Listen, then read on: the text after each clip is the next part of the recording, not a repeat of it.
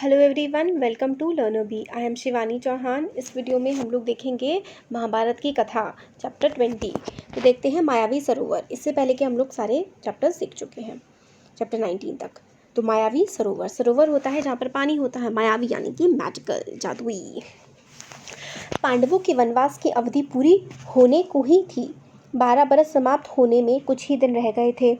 उन्हीं दिनों एक निर्धन ब्राह्मण की सहायता करते हुए पांचों भाई जंगल में काफ़ी दूर निकल गए। तो एक निर्धन ब्राह्मण की सहायता करते हुए पांचों भाई काफ़ी दूर चले गए थे। वे थके हुए थे, सो ज़रा सुस्ताने लगे। युधिष्ठिर नकुल से बोले, भैया ज़रा उस पेड़ पर चढ़कर देखो तो सही कि कहीं कोई जलाशय या नदी दिखाई दे रही है। तो युधिष्ठिर ने कहा नकुल से कि देखो पेड़ पर चढ़कर के आसपास कोई नदी वगैरह है या नहीं है। नकुल ने पेड़ पर चढ़कर देखा और उतरकर कहा कि कुछ दूर पर ऐसे पौधे दिखाई दे रहे हैं जो पानी के नज़दीक ही उगते हैं। आसपास कुछ बगुले भी बैठे हुए हैं, वहीं कहीं आसपास पानी अवश्य होना चाहिए। तो कहा कि ऐसे पेड़ हैं जो पानी के पास ही उगते हैं, बगुले भी हैं तो पानी ज़रूर होगा। युधिष्ठिर ने कहा कि जाकर देखो और पानी मिले तो ले आओ। यह सुनकर नकुल तुरंत पानी लेने चला गया। कुछ दूर चलने पर अनुमान के अनुसार नकुल को एक जलाशय मिला। तो जलाशय जहाँ पे पानी होता है, उसने सोचा कि पहले तो मैं अपनी प्यास बुझा लूँ, और फिर तो सोचा पहले मैं खुद पी लूँ और फिर तरकश यानी कि एक बर्तन में पानी भरकर भाइयों के लिए ले जाऊँगा। यह सोचकर उसने दोनों हाथों की अंजलि मतलब हाथों में होता है ना, मुट्ठी सी बना के पानी पीते हैं, पानी पीना चाहा तो इतने में आवाज़ आई, माद्री के पुत्र दुस्साहस ना करो, यह जलाशय मेरे अधीन है, पहले मेरे प्रश्नों का उत्तर दो फिर पानी पियो। तो कहा कि ये जलाशय मेरा है, पहले मेरे प्रश्नों के उत्तर दो फिर ही पानी पीने को मिलेगा। पर उसे प्यास इतनी तेज लगी थी कि उस वाणी की परवाह ना करके उसने अंजलि से पानी पी लिया। पानी पीकर किनारे पर चढ़ते ही उसे कुछ चक्कर सा आ गया और वह गिर गया। तो उसने उस आवाज़ की बात नहीं सुनी और पानी पी लिया और वो चक्कर खाकर वहीं गिर गया। बड़ी देर तक नकुल के ना लौटने पर युधिष्ठिर चिंतित हो गए। उन्होंने सहदेव को भेजा। सहदेव जलाशय के नज़दीक पहुंचा तो नकुल को ज़मीन पर पड़ा हुआ देखा, पर उसे भी प्यास इतनी तेज़ लगी थी कि वह कुछ ज़्यादा सोच ना सका, क्योंकि प्यास जब लगती है तो इंसान का दिमाग काम नहीं करता है ज़्यादा। उसे पानी चाहिए था तो उसने सोचा कि पहले पानी पी लेता हूँ। फिर से वही आवाज़ आई कि पहले मेरे प्रश्नों के जवाब दो फिर पानी पीना। बट उसने चेतावनी पे ध्यान नहीं दिया, पानी पिया और वो भी जो है अचेत होकर के पड़ गया, यानी कि बेहोश होकर के वहीं गिर गया। नकुल सहदेव दोनों बेहोश हो गए। जब सहदेव भी बहुत देर तक नहीं लौटा तो युधिष्ठिर घबराकर अर्जुन से बोले, जाकर देखो तो उनके साथ कोई दुर्घटना तो नहीं हो गई। अर्जुन बड़ी तेजी से चला। तालाब के किनारे पर दोनों भाइयों को उसने मृत पड़े हुए देखा तो चौंक उठा। वह नहीं समझ पाया कि इनकी मृत्यु का क्या कारण है। तो मृत्यु हो गई थी उनकी। यह सोचते हुए अर्जुन भी पानी पीने के लिए जलाशय में उतरा तो तभी उसे भी वह आवाज़ सुनाई दी, अर्जुन मेरे प्रश्नों का उत्तर देने के बाद ही प्यास बुझा सकते हो। यह तालाब मेरा है, मेरी बात नहीं मानोगे तो तुम्हारी भी वही गति होगी जो तुम्हारे भाई योगी हुई है। मतलब वो ये कह रहे थे वो आवाज़ कि तुम्हारे भाई भी मूर्छित पड़े हैं, मर गए हैं, अगर तुम भी मेरी बात नहीं मानोगे तो तुम्हारे साथ भी यही होगा।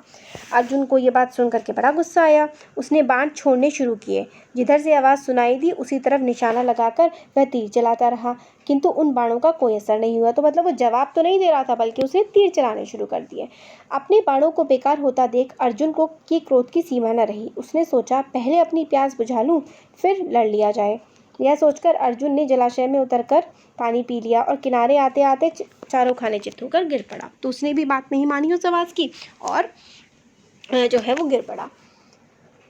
उधर बाट जोतते जोतते युधिष्ठिर बड़े व्याकुल हो रहे थे। वो वेट कर रहे थे तो उनको बड़ी व्याकुलता सी हो रही थी। भीमसेन से चिंतित स्वर में बोले, भैया भीमसेन देखो तो अर्जुन भी नहीं लौटा, जरा तुम ही जाकर तलाश करो कि तीनों भाई कहाँ हैं, कहाँ गए। युधिष्ठिर की आज्ञा मानकर भीमसेन तेजी से जलाशय की ओर बढ़ा। तालाब के किनारे तीनों भाइयों मरे से पड़े हुए हैं। सोचा यह किसी यक्ष की करतूत मालूम होती है, जरा पानी पी लूं फिर देखता हूँ। यह सोचकर भीमसेन तालाब में उतरना ही चाहता था कि फिर वही आवाज़ आई, मुझे रोकने वाला तू कौन है। कहता हुआ भीमसेन बेधड़क तालाब में उतर गया और पानी भी पी लिया। पानी पीते ही अपने भाइयों की तरह वह भी ढेर हो गया। उधर युधिष्ठिर अकेले बैठे घबराने लगे और सोचने लगे कि बड़े आश्चर्य की बात है कि अभी तक कोई भी नहीं लौटा। आखिर भाइयों को क्या हो गया है, क्या कारण है कि अभी तक वे नहीं लौटे। जल की खोज में वे जंगल में इधर उधर भटक तो नहीं गए, मैं ही चल कर देख लेता हूँ। तो जब भाई नहीं लौटे तो युधिष्ठिर ने सोचा कि भाइयों को बड़ी देर हो गई है, मैं ही जा कर के देखता हूँ। तो नेक्स्ट चैप्टर है यक्ष प्रश्न। युधिष्ठिर उसी विषैले तालाब के पास जा पहुंचे जिसका जल पीकर चारों भाई मृत से पड़े हुए थे। यह देखकर युधिष्ठिर चौंक पड़े। असहज शोक के कारण उनकी आंखों से आंसू बह चले। तो उन्होंने जब देखा कि उनके भाई बिल्कुल अधमरे से पड़े हुए हैं तो उनको बड़ा दुख हुआ और वो शोक में डूब गए। कुछ देर यूं विलाप करने के बाद युधिष्ठिर ने जरा ध्यान से भाइयों के शरीर को देखा और अपने आप से कहने लगे, यह तो कोई मायाजाल सा लगता है। तो मतलब ये तो कोई मायाजाल है। आसपास जमीन पर किसी शत्रु के पाँव के निशान भी तो नजर नहीं आ रहे हैं।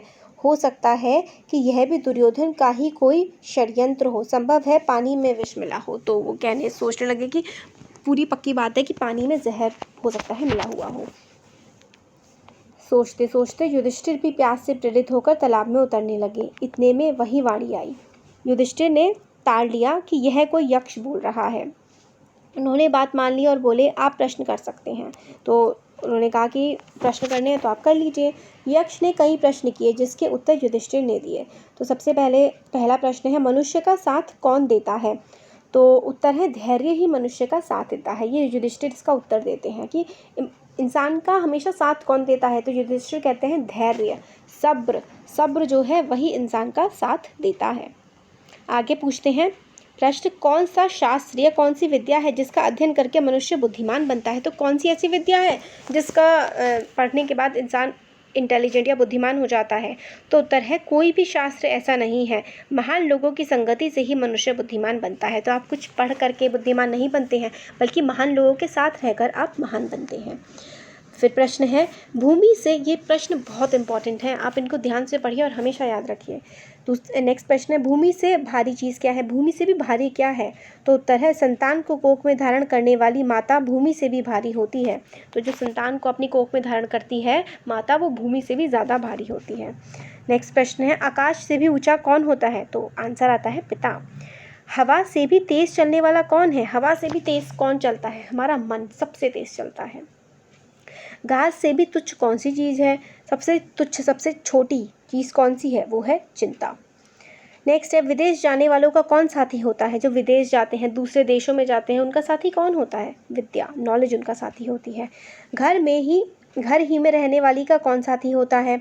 जो घर ही में रहने वाले का कौन साथी होता है? जो घर में ही रहता है उसका साथी कौन होता है? पत्नी। मरणासन्न वृद्ध का मित्र कौन होता है? दान, क्योंकि वही मृत्यु के बाद अकेले चलने वाले जीवन के साथ साथ चलता है। जो मरणासन है, वृद्ध है, जो मरने वाला है, उसका साथी कौन होता है? दान, दक्षिणा उसका साथी होती है। बर्तनों में सबसे बड़ा कौन है? तो भूमि ही सबसे बड़ा बर्तन है जिसमें सब कुछ समा जाता है। तो कहते हैं सबसे बड़ा बर्तन भूमि है, ये ज़मीन है, इसमें सब कुछ समा जाता है। सुख क्या है? तो उत्तर है, सुख वह चीज़ है जो शील और सच्चरित्रता पर स्थित है। तो सुख वो है जो अच्छाई पर जो है टिकी हुई है। किसके छूट जाने पर मनुष्य सर्वप्रिय बनता है? तो अहम भाव के छूट जाने पर। तो कौन सी चीज़ है जो अगर मनुष्य के पास नहीं होगी तो वो सबसे बड़ा बन जाएगा? तो अहम, घमंड, ये छूट जाने से इंसान बहुत बड़ा बन जाता है। किस चीज़ के खो जाने से दुख नहीं होता? कौन सी चीज़ है जो खो जाएगी तो दुख नहीं होगा? तो जो क्रोध है ना, गुस्सा है, इसके खो जाने से इंसान को कभी भी दुख नहीं होगा। किस चीज़ को गंवाकर मनुष्य धनी बनता है? लालच को वो छोड़ देगा तो वो काफ़ी धनी बन जाएगा। नेक्स्ट है, संसार में सबसे बड़े आश्चर्य की क्या बात है? सबसे बड़े विस्मय की क्या बात है? तो उत्तर, हर रोज़ आंखों के सामने कितने ही प्राणियों की मृत्यु के मुंह में जाते देखकर भी बचे हुए प्राणी जो यह चाहते हैं कि हम अमर रहें, यही महान आश्चर्य की बात है। इसका ही मतलब है, हम देखते हैं रोज़ कितने लोग मर रहे हैं, फिर भी हम सोचते हैं कि हम अमर रहें, हम कभी ना मरें, और हमारी ज़िंदगी में तो कभी कुछ गलत होगा ही नहीं, और सब कुछ फिर हम दूसरों के साथ गलत करते जाते हैं। तो ये चीज़ एक महान सत्य कह सकते हैं। इस प्रकार यक्ष ने कई अन्य प्रश्न भी किए। युधिष्ठिर ने उनके ठीक ठीक प्रश्न उत्तर दिए। अंत में यक्ष बोला, राजन, मैं तुम्हारे मृत भाइयों में से एक को जीवित कर सकता हूँ। तुम जिस किसी को भी चाहो वह जीवित हो जाएगा। तो यक्ष ने कहा एंड में कि भाई मैं एक को ही जिंदा कर सकता हूँ, तुम किसे चाहते हो? युधिष्ठिर ने पल भर सोचा कि किसे जीवित कराऊं। थोड़ी देर रुककर बोले, मेरा छोटा भाई नकुल जी उठे, कि नकुल जो है वो जिंदा हो जाए। युधिष्ठिर के इस प्रकार बोलते ही यक्ष ने सामने प्रकट होकर पूछा युधिष्ठिर, 10,000 हाथियों के बल वाले भीमसेन को छोड़कर तुमने नकुल को जीवित करवाना क्यों ठीक समझा? कि मतलब जो तुम्हारा भाई भीम है वो इतना बलवान है, फिर भी तुमने नकुल को क्यों जिंदा कराना क्या सोचा? युधिष्ठिर ने कहा, यक्ष महाराज, मैंने जो नकुल को जीवित करवाना चाहा वह सिर्फ इसी कारण है कि मेरे पिता की 2 पत्नियों में से माता कुंती का बचा हुआ एक पुत्र तो मैं हूँ।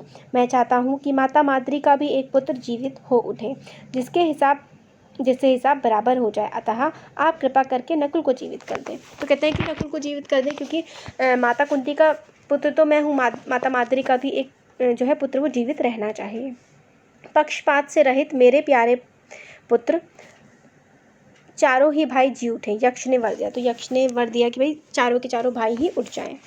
उन्होंने युधिष्ठिर के सद्गुणों से मुग्ध होकर उन्हें छाती से लगा लिया और आशीर्वाद देते हुए कहा, 12 बरस के वनवास की अवधि पूरी होने में अब थोड़े ही दिन बाकी रह गए हैं। 12 मास तक जो तुम्हें अज्ञातवास करना है वह भी सफलता से पूरा हो जाएगा। तुम्हें और भाइयों को कोई भी नहीं पहचान सकेगा। तुम अपनी प्रतिज्ञा सफलता के साथ पूरी करोगे।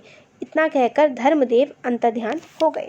तो ये कहकर कि तुम्हारे 12 वर्ष तो पूरे होने वाले हैं, अब 1 वर्ष का अज्ञातवास भी तुम पूरा कर लोगे, तुम्हें कोई भी नहीं पहचान पाएगा। ये बोलकर और सारे भाइयों को जिंदा करके वो अंतर्ध्यान हो गए, वहाँ से गायब हो गए। वनवास की कठिनाइयां पांडवों ने धीरज के साथ झेल ली। अर्जुन इंद्रदेव से दिव्यास्त्र प्राप्त करके वापस आ गया। भीमसेन ने भी सुगंधित फूलों वाले सरोवर के पास हनुमान से भेंट कर ली थी और उनका आलिंगन प्राप्त करके 10 गुना अधिक शक्तिशाली हो गया था। मायावी सरोवर के पास युधिष्ठिर ने स्वयं धर्मदेव के दर्शन किए और उनसे गले मिलने का सौभाग्य प्राप्त कर लिया था।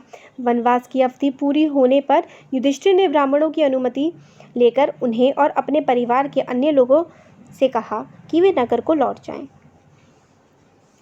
तो इसमें है वनवास की जब अवधि पूरी हो गई तो युधिष्ठिर ने ब्राह्मणों से अनुमति की कि वे अपने परिवार को मतलब बाकी जो वो थे ना ऋषि वगैरह, कहा कि आप लोग नगर को चले जाइए। युधिष्ठिर की बात मानकर सब लोग नगर को लौट आए और यह खबर उड़ गई कि पांडव हम लोगों को आधी रात में सोया छोड़कर ना जाने कहाँ चले गए हैं। तो फिर ये बात उड़ गई कि पता नहीं पांडव कहाँ चले गए। यह सुनकर लोगों को बड़ा दुख हुआ।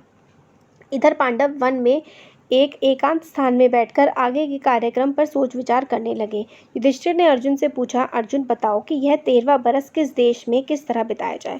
तो युधिष्ठिर ने अर्जुन से पूछा कि ये जो 13वां वर्ष है ये हम किस देश में बिताएं, कहाँ बिताएं, कैसे बिताएं। अर्जुन ने जवाब दिया, महाराज इसमें संदेह नहीं है कि हम 12 महीने बड़ी सुगमता के साथ इस प्रकार बिता सकेंगे कि जिससे किसी को भी हमारा असली परिचय प्राप्त न हो सके। तो अर्जुन ने कहा कि हम इस तरीके से 12 महीने बिता सकते हैं कि कोई भी हमें नहीं पहचान सकेगा।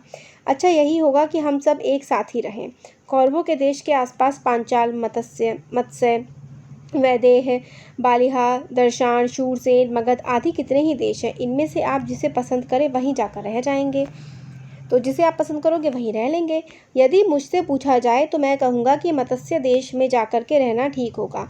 इस देश के अधीश राजा विराट हैं। विराट नगर बहुत ही सुंदर है और समृद्ध है। मेरी तो ऐसी ही राय है, आगे आप जो उचित समझें। तो कहा कि मैं तो चाहता हूँ कि हम मत्स्य देश राजा विराट के वहाँ चलें। युधिष्ठिर ने कहा कि मत्स्य अधिपति राजा विराट बड़े शक्ति संपन्न हैं, दुर्योधन की बातों में भी वे आने वाले नहीं हैं, अतः राजा विराट के यहाँ छिपकर रहा जाए। तो राजा विराट के यहाँ रहना ही इन्होंने सही समझा।